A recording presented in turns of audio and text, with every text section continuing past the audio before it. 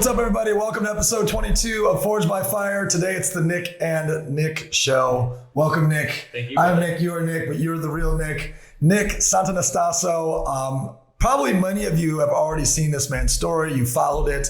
We're going to dig into it today. We're actually going to dig into it, pieces of it that you might not be familiar with. And that's the context of Forged by Fire, is digging into, when things are going great, and all of a sudden the shit hits the fan.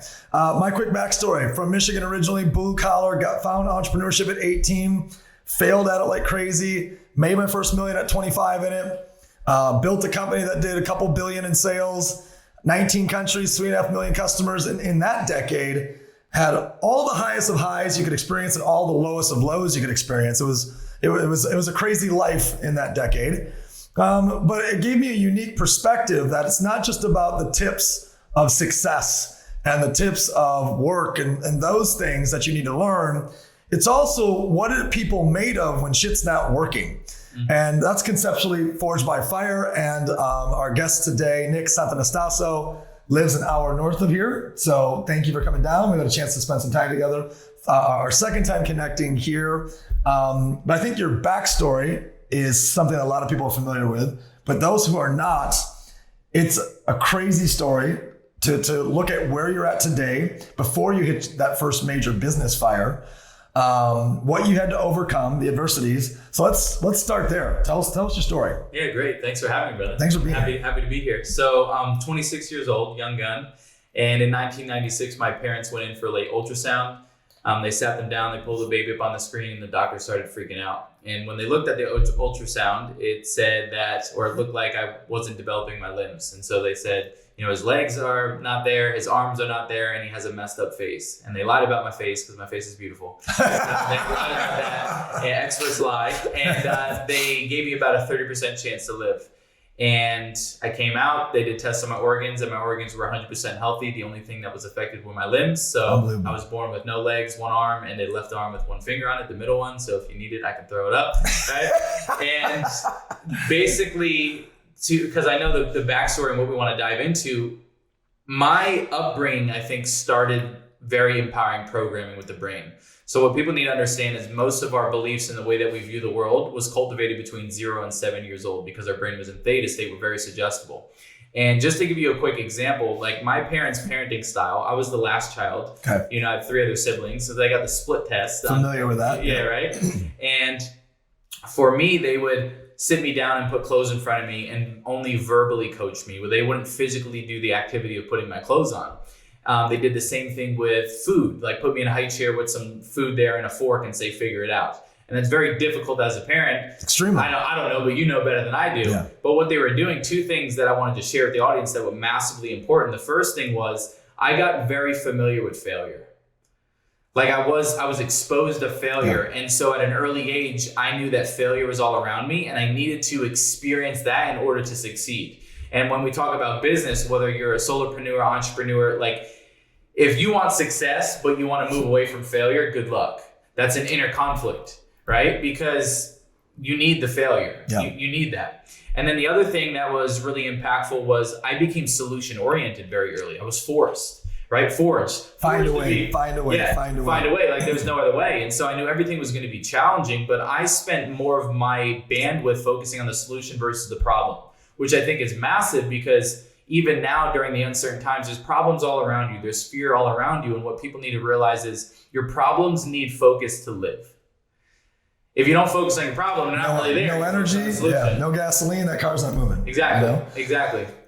2 things that jump out at me. Number 1 is your parents are freaking epic human beings, just absolute saints, right? So as a father, and I think through just briefly as you're walking through that story, what would have been the emotions of my ex-wife and I and going through those ultrasounds and that decision-making tree.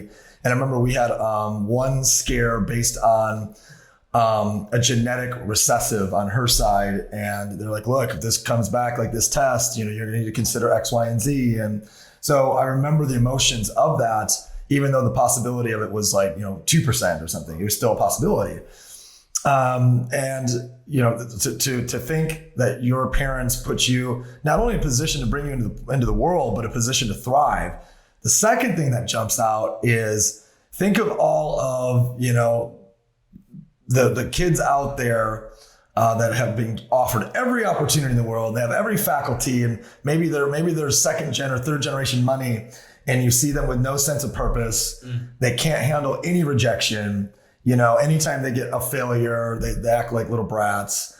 And what are your thoughts kind of on the tests that you had to face so early on versus the kids today that a lot of stuff is done for them? Yeah. A great way to put this, a great question. My mom actually wrote a book, and the title of it was How We Raise an Adaptive Child in a Handicapped World. Because, like you mentioned, what a title, right? That was good, right? I need to get your mom on here. Yeah, let's go. But what you mentioned is you can have all your limbs, everything given to you, and be handicapped and crippled by your upbringing. Now, I want to let the audience know that in no way, shape, or form am I throwing stones at whoever brought you up. Right. But what you need to understand is those people did the best they could with what they knew and their conditioning. Yeah. What they've been exposed to, the evidence that they've seen in the world. And so for those that have gone through things or forged by the fire, right? You see most successful people, they're very dark past, right? They had to overcome that. So they were exposed. And so your adversity is your greatest gift. Now, for those that maybe were, silver spoon or whatever it may be, it's like, go get dirty, right? Like there's still hope for you. Like, go get dirty, go get experience, go to a third world country. Go get your ass kicked. Yeah, like go get punched in the mouth, like all of that stuff, because I think it gives you perspective, it humbles you, and you also don't take things for granted. Yeah. But I can see how that happens, right? Because also the intention of the parents, if you're a father and like, I want to be a father. When my kid comes into the world, I want to be loaded, right? I want to be able to give him things. Now, is it helping him? I don't know if that's helping him, right? But my intention is pure, right? So sometimes people are raised in an environment where the intention is pure, but it's not helping them. That's why your mommy and daddy's best intent sometimes ain't your best intent. Yeah, with the ripple effect of I'm going to protect. I don't want my kid to fail. Ooh, you took 8th place. Here's your ribbon. I'm like, fuck that ribbon. Throw that thing in the trash, right? So we'll get off parenting because I could go really deep onto this topic, but definitely, just your parents are superheroes, I think, and they raised a superhero. Thank you, I appreciate that. So that journey then leads you to say, okay, I've got an ability to make people laugh. Tell us a little bit about that direction. Yeah. So when I got into middle school and high school, it was like my lowest, deepest, darkest time. And everybody wants boyfriends and girlfriends, and I'm not getting the love that I think I should deserve from the ladies. And there was a specific moment where, I got made fun of on the bus by a female. And from that experience, I developed beliefs about myself that I wasn't good enough, that I was ugly, girls would never date someone like me, I'm a freak, all these different things that I said about myself. And that pain pushed me to start wrestling. And so my older brother, I wanted to be just like my brother. He was a wrestler. All my best friends are wrestlers. And what people need to understand is most humans operate best off pain, right? It's like you don't start going to the gym until your doctor says you're fat. Yeah. You don't leave the relationship until it's physically abusive or emotionally abusive. You hit a pain threshold. So everybody listening right now, there's been a moment in your life where you hit a pain threshold where you changed your life, right? And so for me, the pain of not getting women or having girls, every guy wants a girlfriend, I was like, okay, I need to do something about this. And so I wanted to become a wrestler, and my right arm, which we call chicken wing right now, or we call it potato, used to look like a chicken wing. And it was 5 inches longer than it is now. My bone was going faster than my skin. So it was super sensitive, and the bottom line is if I would have hit my arm hard enough, my bone would have came through my skin. And so because I was solution oriented, I was like, oh, let's just find a solution. And so I sat my parents down. I was like, can we cut it off? And they're like, what do you mean, can we cut it off? And they're like, well, doctors, they can amputate stuff. Like, can we cut it off so I can beat someone over the head with it? Like, can we do something about it? No, right? So you didn't tell me. This is my first time learning the story of this part. Wow. You didn't tell me this last time. Yeah. You did tell me. I had to save some gold for this. Yeah. Let's go. Some shock value. And so my solution-oriented mind was like, can we amputate my arm? And I'm a sophomore in high school, and they were like, is this something that you really want to do? And I said, absolutely. And so my parents went ahead and scheduled the appointment so they would amputate 5 inches of my arm off so I could become a wrestler. And so, I always say... My weirdo brain wants to know. Yeah, go ahead. Did they call this an elective surgery, or were you able to get this insured? Good question. I have no idea. My parents are probably... Wait. is this elective? Is that cosmetic, you know? Or is it insurance. That's interesting. Okay. Yeah. Good question. I'll ask them. I'll call them after. And I always say, they lasered 5 inches of my arm off. And I had a cast with all these stitches, and I was the happiest kid that just cut his arm off.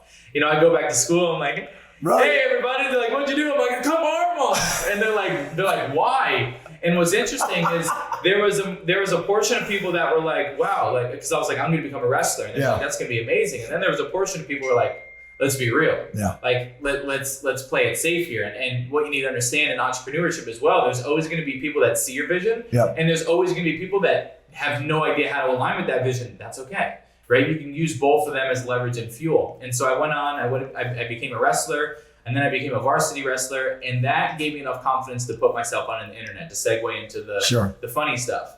And so I was like, man, this is really fulfilling. How can I create something that has never been done, that can make people laugh and inspire them and give them body positivity and all the good stuff that people want? And so I was like, how many legless guys do you know crawling around Walmart pretending to be a zombie? Not any. I said, no one. And my friend's like, I've never seen it happen. I'm like, great, this is just what the internet needs. And so I dressed up as a zombie. I put fake blood on my clothes. I put fake blood on my face. And I went to my local Walmart, which I'm not allowed in that Walmart anymore, back in Jersey. And I scared someone and I filmed it. And I wanted 500 people to see that video, right? I just wanted to make this little ripple effect. Yeah. I posted the video. I went to sleep. I woke up for school the next morning, and it was the #1 video on the platform on Vine. It had 80,000 likes, 80,000 revines. Logan Paul's messaging me, like, you name it, they're hitting me up. They're like, who is this kid? Yeah. And I took storm. I'll cut the story. Senior year, I gained 1 million followers by pranking people. Wow. Got my first paid gig, $10,000 to scare the main actor of The Walking Dead in Japan. Did it work? Oh yeah, it's on YouTube. Go check it out. So he had never seen the videos of it? So he knew me. Oh, he did. Okay. So he saw my videos, and so when I flew into Japan, they were like, "You have to stay in your hotel room because if he sees you, he's gonna know he's getting pranked." Yeah. And so they kept me hidden. Okay. Yeah. What a cool ass story. So, sorry, that was a lot of very fast, but I just, no, that's good because I know we gotta get to the meat of the fire here. So you transition. Obviously, everybody who's watching this has probably seen clips of you, ripped, shredded, throwing weights around, making us all feel really shitty about ourselves. So talk about the transition. Absolutely. All of you listening, what's so important, and I wonder if you relate to this because we're gonna flip the script and you're gonna see you come on my show as well. Yeah, I can't wait. Most of us, and this is just my belief, my success in bodybuilding, business, pranking comes from this dark place of, love me. Am I enough? Please validate me. Right. My whole life I didn't think I was enough, whether it was my body, my upbringing. And so I feel like a lot of successful people are trying to fill this void of like, love me. Am I good enough yet? Yeah. Is this good enough? And so I want to let people know when it comes to bodybuilding, my frame on bodybuilding was, okay, I can't fix no legs, one arm. Nick, you can't fix it, right? Or take a lot of money, you ain't got the money yet, you can't fix it, right? But you can get in shape. And I'm a firm believer that my confidence and my self-worth and the way that I can project on stage and speak and close deals or raise money, whatever it is, comes down to the way that I treat my body and the way that I love myself in and outside of the gym, whether it's food, we were talking about food earlier, or in the gym. And so I couldn't change no legs, one arm. And those that are listening, you may not be able to change right now the way that you feel depressed, anxiety, stress, overwhelmed, that you're broke, but your body is the first direct reflection of manifestation. You are what you eat. You are what you consume, right? And so I can I can look at someone, and this may be harsh, but I can look at someone and say, that bleeds into your business. Well, I mean, is that too harsh? No, it's not harsh. I mean, it's something you have full control over. You have full control over what you consume. Absolutely. Full stop. And even tying that into the economic times, the winter, the fear, the uncertainty, it's like control your controllables. Yep. And if you can show up and you can better your body physically and not let a man with no legs and one arm outwork you in the gym, that will bleed into all the other areas of your life. You'll make more money, you'll have more impact, you'll have more fulfillment, and you won't experience depression or anxiety as much, or maybe not at all. Well, I got to experience it at a very, very intense, emotional, high level, because remember my last company was Body by Via, the 90-day challenge. Yeah. So there was millions of people that went through a physical health transformation that didn't believe they could or that they wanted to until they were given a platform, more importantly, a community that was supporting them in those transformations, right? And they had all they had all the ability to make those hard decisions up till that point, and they didn't. So we know it's a choice thing, right? And now they're making those choices. You made that choice. I've always made that choice, and the outcome of what you said physically pours into every other area of your life. It's key. You know what my mentor would say, good old Tony, would be your business will only go as far as your physiology. And I'm a firm believer of that. And you know about leadership, like you're one of the masters at leading people to do big things. Yeah. It's like you got to lead. I heard from you, have to lead from the front, right? If you're telling them to do something, but you're not doing it, you're not a very aligned leader. Not gonna work. So you actually referenced something a moment ago. We'll probably talk about more on your podcast, but you said a lot of successful people, the fuel comes from pain. So I remember I was curious if that related to you. Yeah. So the first time I met what I call my relationship advisor. Men don't have therapists because they don't align with the language or the definition of a therapist or a marriage counselor. So I don't have those two. I have a relationship advisor because I have a financial advisor. I have a legal advisor. I have a fitness advisor. I have a everything fucking advisor. Why would you not, men, have a relationship advisor? The answer is because you don't like the term therapist. You don't like the term counselor, right? So when I first met her, I told her my whole story in 2 hours. She just looks at me and goes, pain equals success.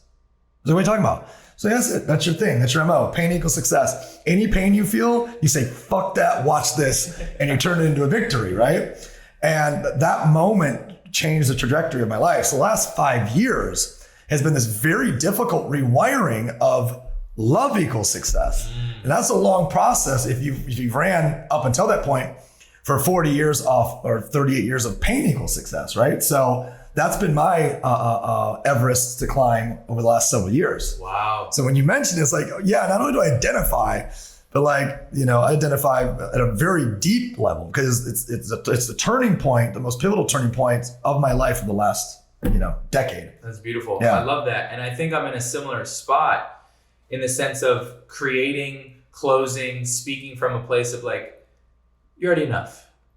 You're already enough. You're already valuable. You deserve to be here. Not coming from a place of I gotta get this or I gotta prove it to them. I used to get on stage. You could see it in the way that I perform. I used to get on stage and be over assertive and over masculine and too much and trying to get my point across. And now I come from a place of I'm the guy. I know I'm the guy. I'm cool. I'm chilling. If you want to have a breakthrough, we're gonna have a breakthrough. If you're not, all good. If you don't like my message, all right, there's going to be someone in here, their life's going to be changed. So I come from that place. Does that make sense? It makes a ton of sense. So actually talk me through the breakthrough side of things, meaning you ended up transitioning and saying, all right, I want bigger reach, bigger platform from an impact perspective.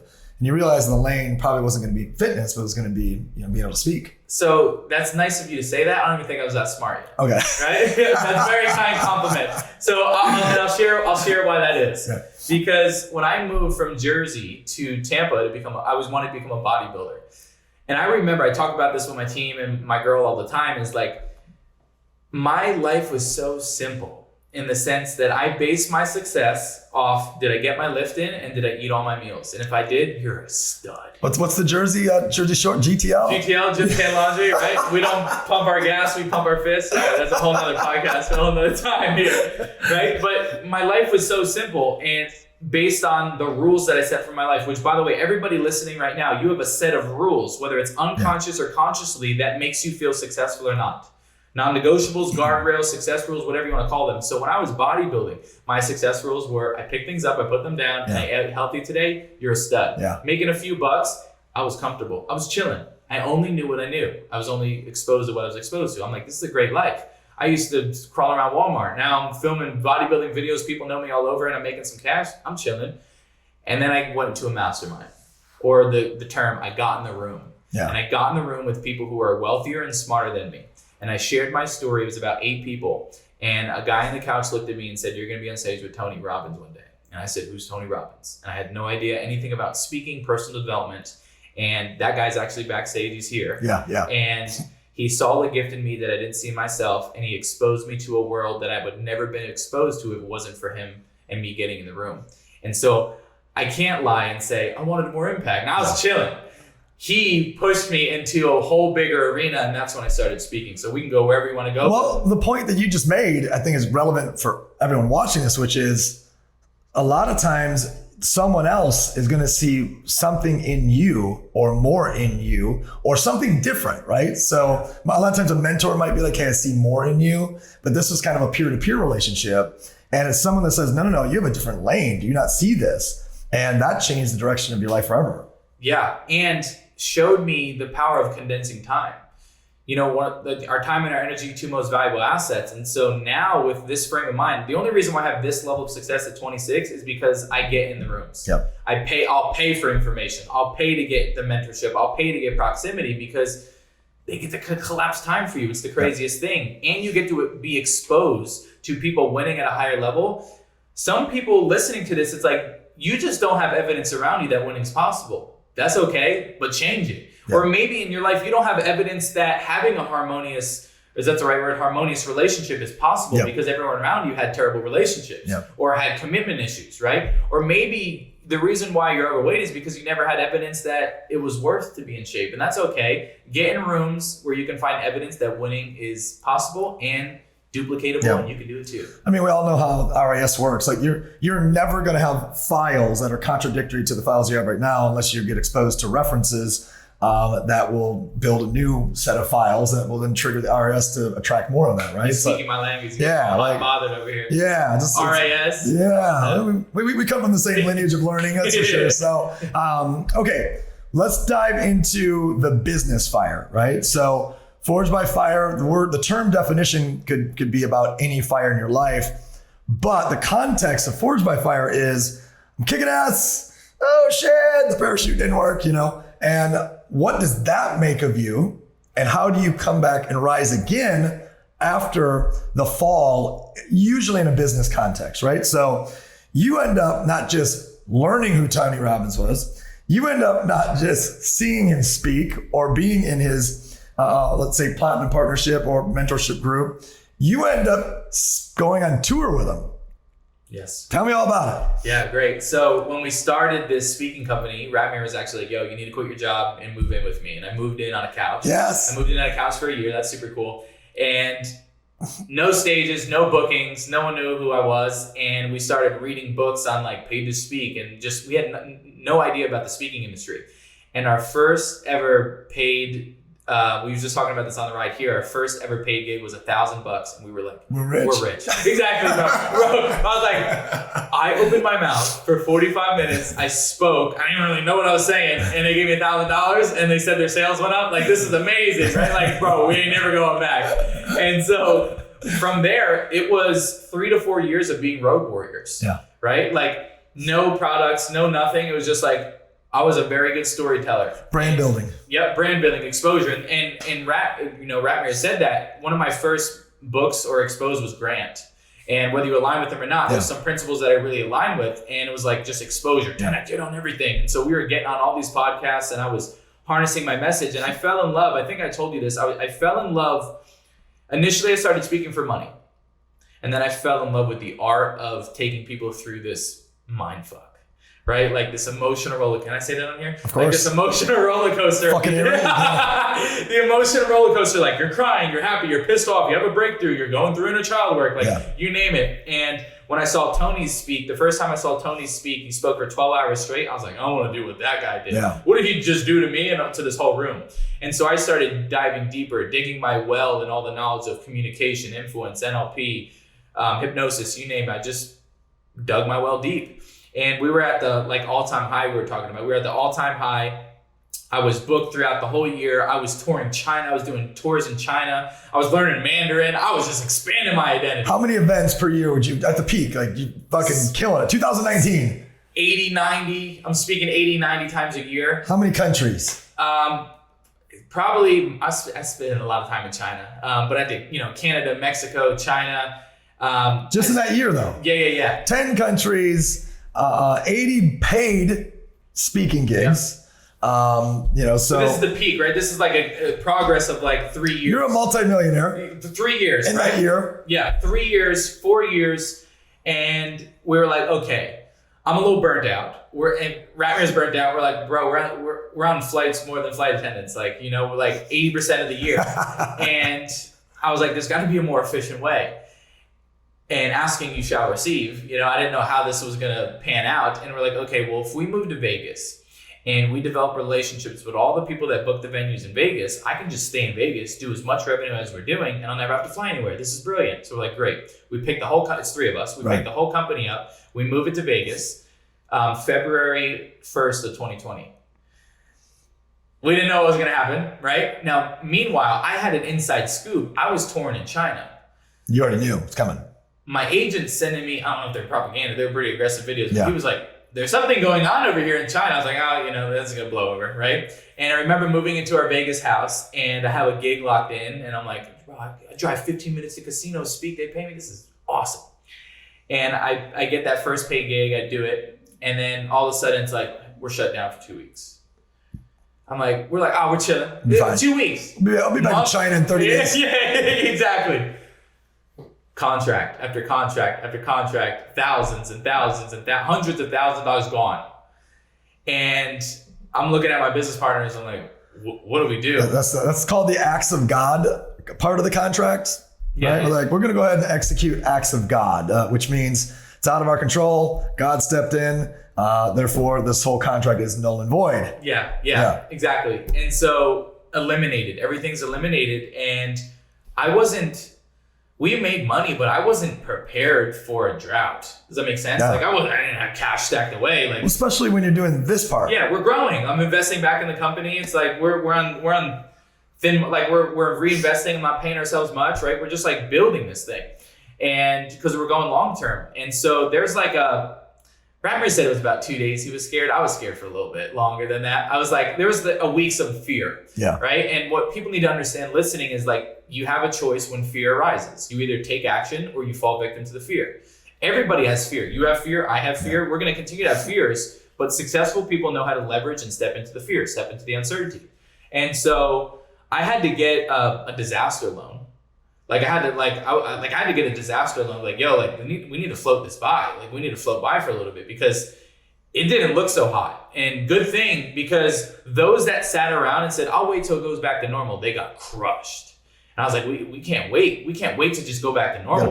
We got to pivot. Exactly. And while I was on the road, our story was, I don't have time to learn digital. I'm on the road. The money's too good here. I'm on the road. Right. And so, and you also probably like that human connection of, loved it. You know, still love it. Digital's so disconnected. Yeah. You can try, there's Zoom is not the same. I don't care if you got 1,000 people in a pajama party, you branded it, you made it fun, they're waving flags. It doesn't fucking matter. You can't connect in the same way. Absolutely. And so now this pain forced us, it was a gift. By the way, like your number one skill, one of the biggest skills that you can learn in entrepreneurship is to train your brain to find the gift in everything that's happening around you. Because if you don't, you'll get crushed. Because you're going to listen to this episode, you're going to walk outside your door and adversity is going to hit. Shit's going to hit the fan. Things are not going to go your way. And you got to train your brain to find a gift because the brain doesn't want the gift. And now, before I let you talk about the gift, I'm going back into the fire. Okay. All right. So there's a period of time.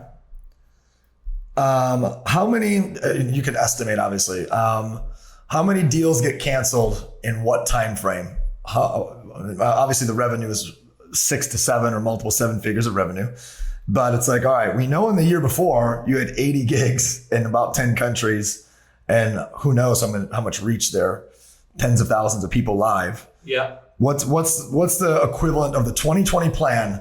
We're going to fucking do blank.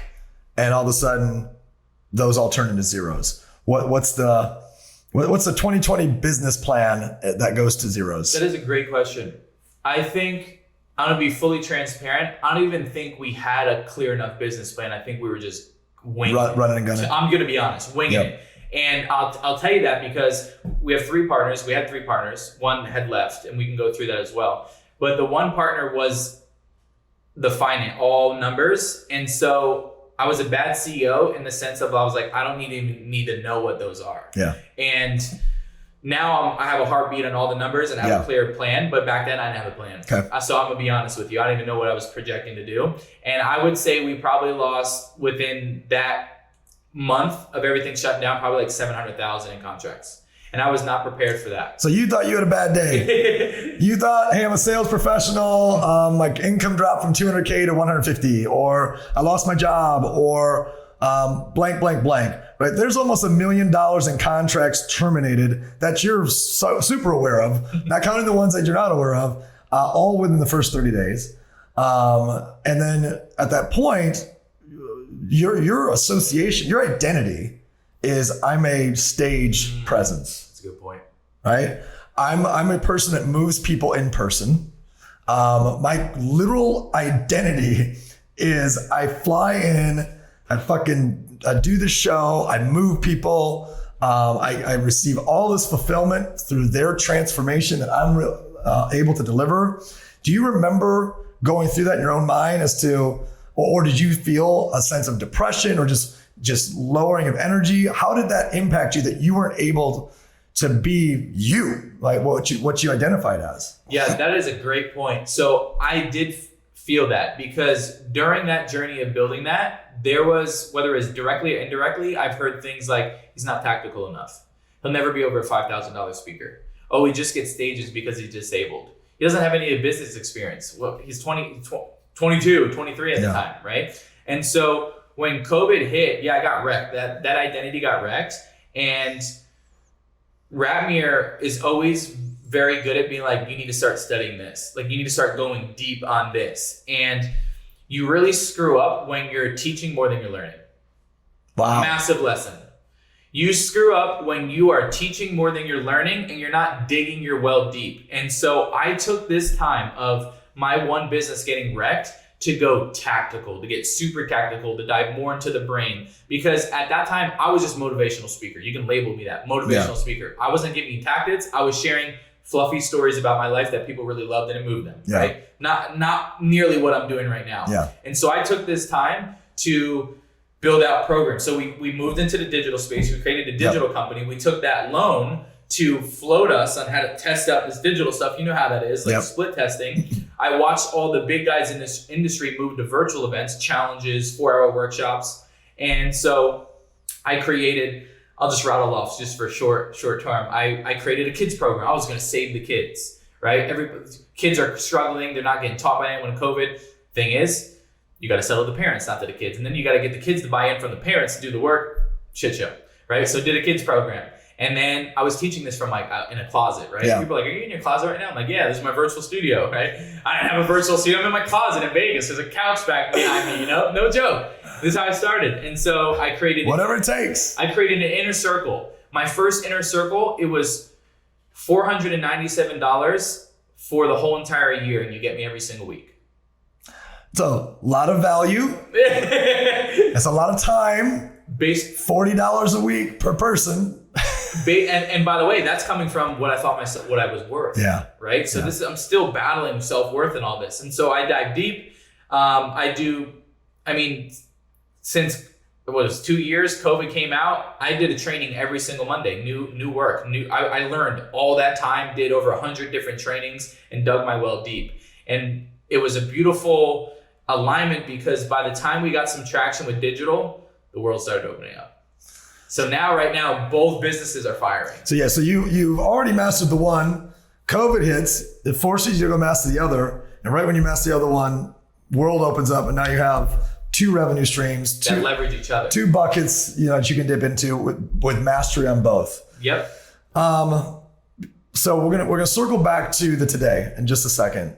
You had also referenced, as COVID hits, which shuts down your only business model, you have a business challenge, you have a partnership split, and then I'm aware that you also had a personal tragedy. And they always say that tragedy comes in three, or like, you ever heard that quote? It's like destruction follows intention.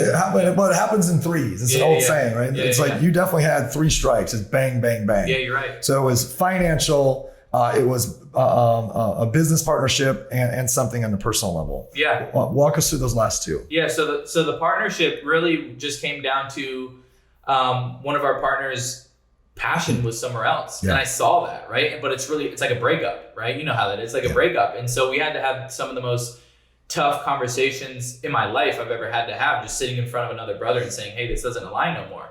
And so we went through that, and that was a great learning experience, a great gift. And I feel like it was like liberation for all of us. And so we went through that, and that was very healing too, you know, going through that. And then April. Any operational disruptions to that for the business? Because you said it was really operational finance and like. Oh yeah, like I gotta start learning some things I didn't know. I can only count to one, right? I gotta learn. I usually hire someone to count my numbers. You know what I'm saying?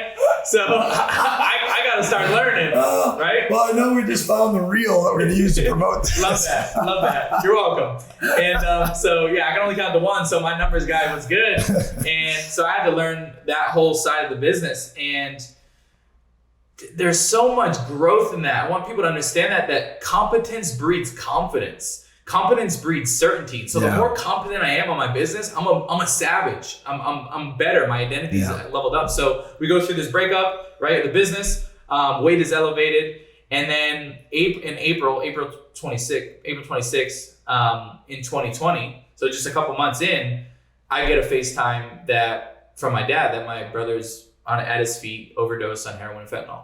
And that it wasn't coming back this time. And he had overdosed a couple times, it came back, and this time it wasn't coming back. And that was very tragic because a few things, and I never even talked about it like this. A few things was like, I didn't really know my brother as deep as I wanted to, right? Like he was a lot older than me. He was a Marine. And we just started to get to know each other, and then he was gone. But that pain also forced me to be like, yo, I'm going to dedicate my life to this work, human psychology, because this guy was suffering. He had all his legs, all his arms, but like his mind got in the way, proximity, association, drugs. And a lot of people are struggling with that. And I want to give people the tools to master their internal world so nothing like that affects them. Now, little did I know that my brother would pass away from overdose and I would get involved in rehabs. I would have never gotten involved, never had that in my RAS, my filter of getting involved in rehab centers, which now is something that my partner and I are most excited about. Some of the most exciting things, most fulfilling work, and one of the greatest avenues for us to lead large organizations and teach people and do work that's really, really meaningful. I mean, the work that I do on stage is very meaningful, but this is like personal. So I feel like my brother not only gifted me millions of dollars and gifted me new titles and new organizations, but he's been blessing me since he's left. We gifted you with a renewed, or I wouldn't say renewed because you've always been very purposeful, but an additional purpose. 100%, new purpose. Anytime that I'm driving my little race car, I'm like, I thank him. He gave me a lot. And you're a healer. I mean, define it however you want in terms of the term, transformation specialist or psychological, you're a healer, right? And I can relate in the sense of there's so many people that I'm so good at what I do in sales leadership and entrepreneurship. And there's so many people very close to me that I can't make an impact. It just doesn't land, right? And it's no comparison to personal tragedy.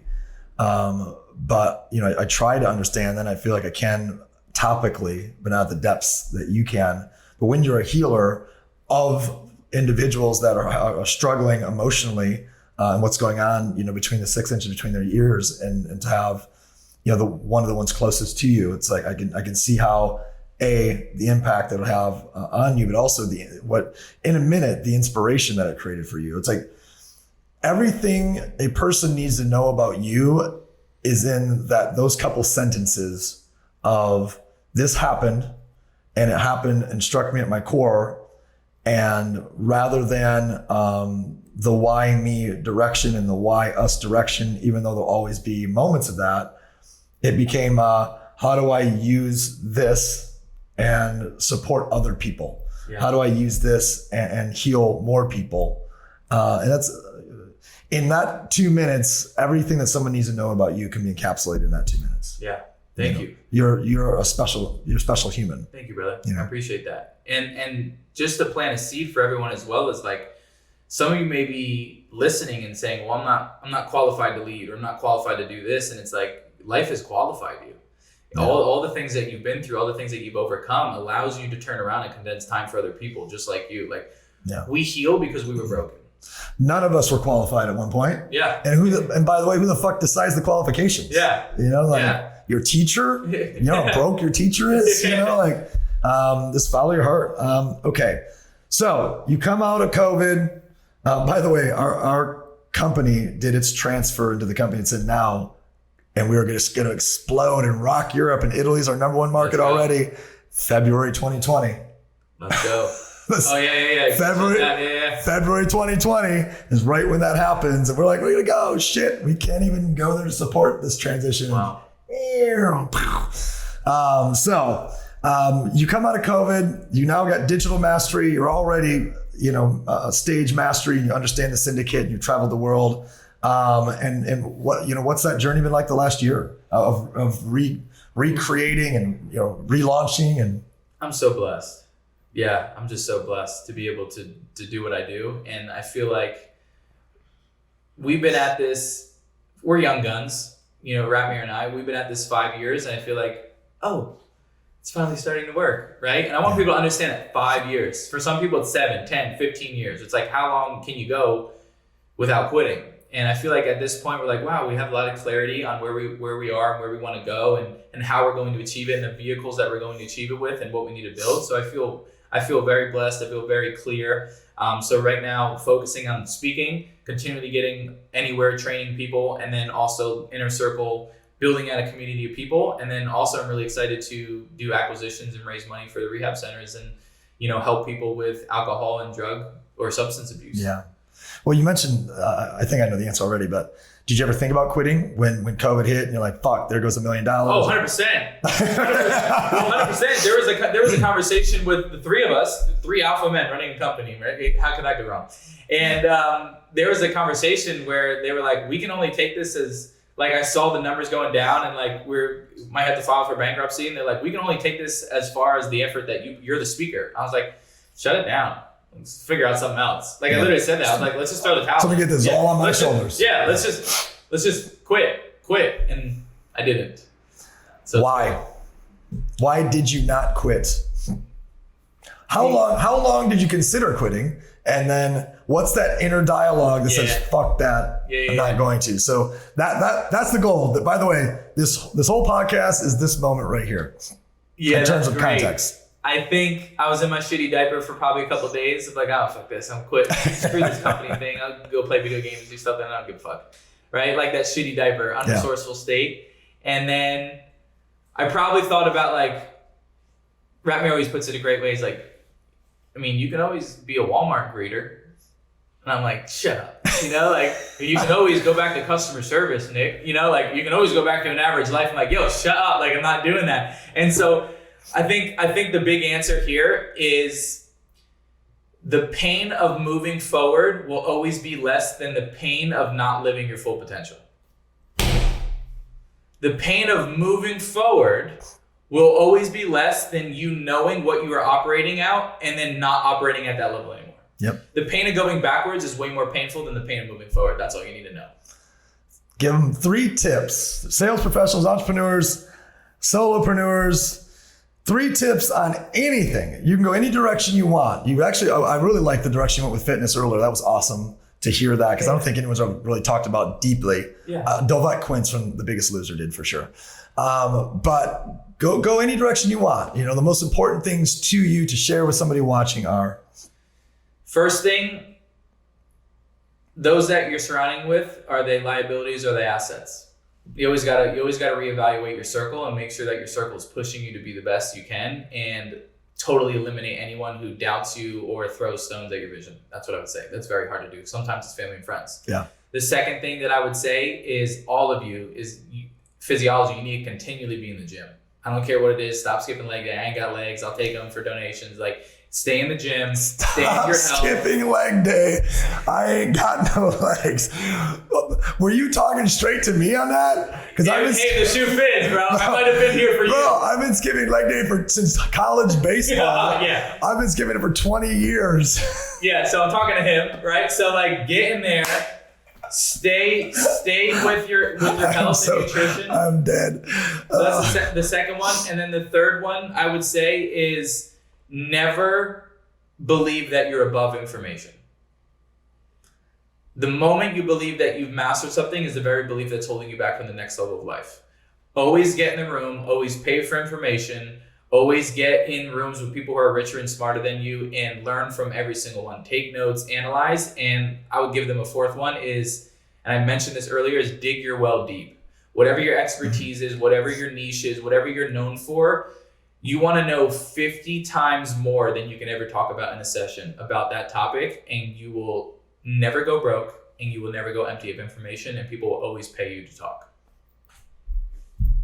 Hope that was good. No, this is badass. I mean, I don't know about everybody else, but I get to sit across from some great people, and I think me personally, there's a couple that really, really, really touched me. So thank you for that. One of the most inspiring stories, or I wouldn't say stories, most inspiring tips or $1 million moments that I've personally received. Wow. Right here today. So thank you. I appreciate it. Appreciate you. Episode 22. Oh wait, where can we find you? What do you want these guys to do? What do you want them to take action on? Listen, I'm a walking thumbnail. And what I mean by that is I'm the most handsome guy with no legs, one arm you ever find on the internet. So just type in Nick, no legs, the guy with the tattoos, and the guy with the jacked up nice girlfriend. That's me. You can find I'm a walking thumbnail.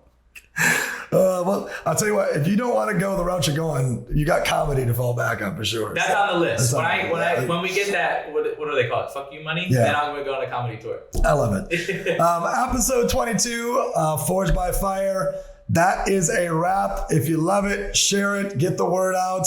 We're going to keep doing our best to bring you great stories of not just people that have made it and the characteristics on how, but the people that made it, lost it, and made it again, and what they did in those moments, like Nick Santonastasso just shared with us. So thank you so much. We are out.